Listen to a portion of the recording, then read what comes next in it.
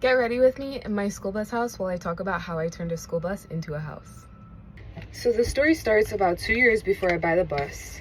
I'm close to the end of my sophomore year in college, and I come across this video, and it's of this couple who converted a school bus into a house. And I knew instantly that it was something I would want to do, but I wasn't sure if it was something that I actually could do. At the time, I had never even touched a drill, and I never saw myself as the type of girly who could build things. So it was the end of my sophomore year of college, and I knew that if I were gonna do something like this, I would have to know and trust fully that I could actually do it before I invested any time, any money, committed to it in any sort of way. So I spent about 1 year going down a rabbit hole of van life content, bus content, RV stuff.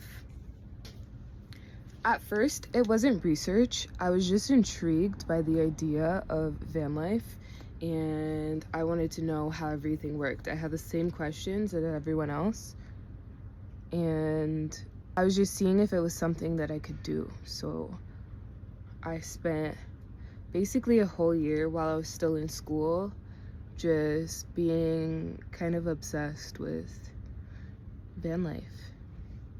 1 year later, after consuming a crazy amount of bus build and van build content, I finally started to feel confident that I knew that I could do it, especially because a lot of the people were saying, oh, I had never done this before. I learned how to do everything like while I was doing the project.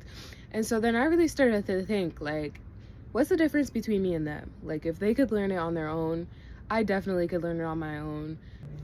And I see a lot of you commenting like, oh, I could never do something like that. You definitely can do anything you put your mind to. Anything you want to do, you can do it. And I think it's really important to never, ever, ever say that you can't do something. As cliche as that sounds, is very true. Never say never. So yeah, after a year of watching bus content, I finally felt confident and I decided to start saving up.